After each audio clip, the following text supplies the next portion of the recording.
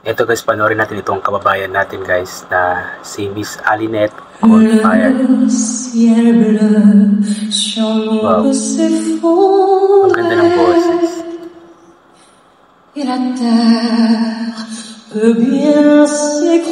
Parang French na kanta.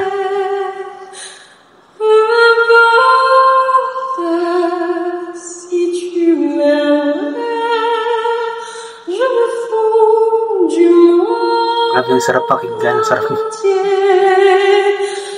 Tant que l'amour inondera mes matins,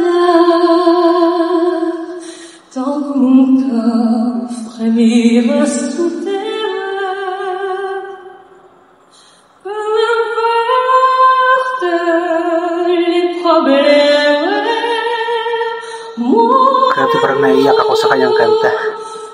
Kahit hindi ko maintindihan.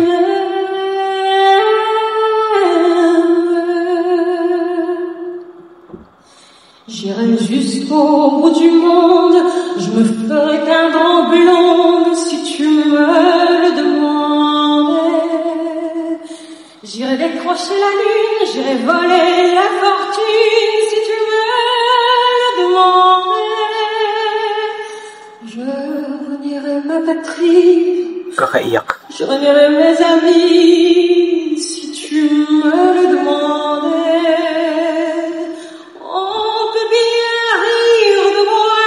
Je ferai n'importe quoi si tu me demandais. Ang taas pa ng kanyang boses. Un jour, la vie t'arrache un doigt.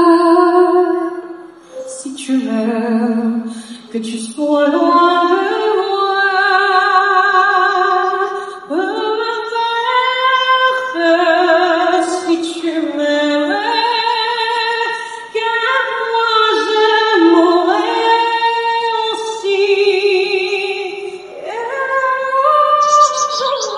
Grabe yung boses niya, parang anghel. Parang dinuduyan ka habang nakikinig ka sa kanta niya. Dans le bleu de toute l'immensité, dans le ciel plus des problèmes, mon amour, crois-tu penser?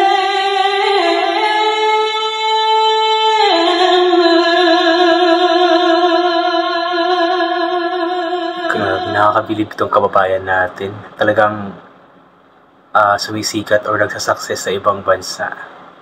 Sa France yata ito eh. Si Alinette Goldfire po is nasa France po kasi nakatira.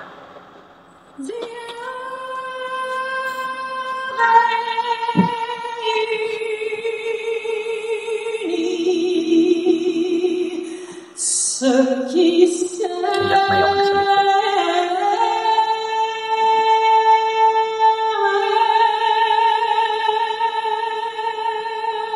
Naiyak na sila.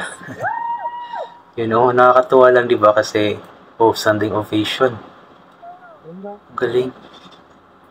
Nakakatuwa lang kasi talagang yung kababayan natin is nagsasucess sa ibang bansa.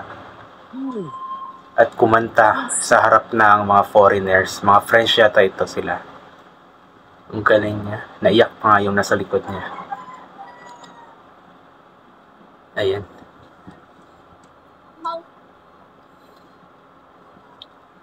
Grabe, nakakabilib guys. Yun nga po ay si Miss Alinette Goldfire. Dati na po siyang nagawa natin ng reaction video. Talagang napakaganda ng kanyang boses. Siya po ay isang bulag. Sa kabila ng kanyang kapansanan ay hindi ito alintana sa kanya.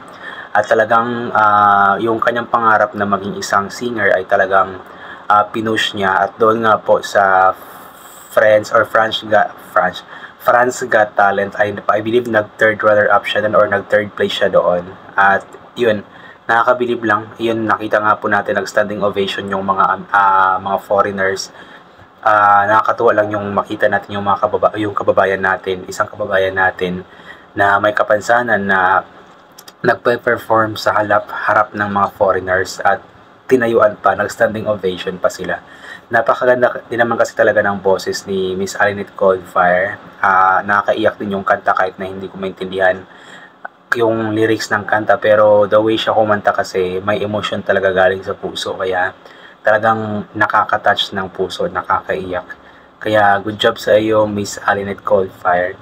So kamakailan lang, I believe January or February, nagbakasyon siya dito kasama ng kanyang partner na isang French dito sa Pilipinas. Yun, bumalik na naman sila sa France. Ayan.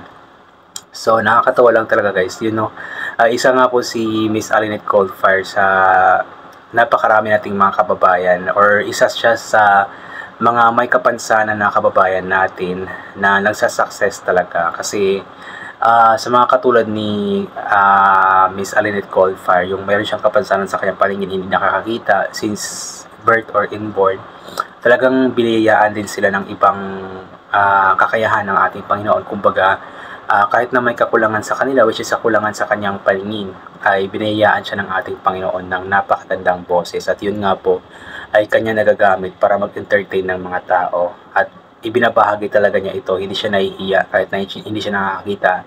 Talagang ibinabahagi niya ito sa ibang mga tao. At imagine guys, French na kanta yun na, which is hindi yun ang ating lengguwahe.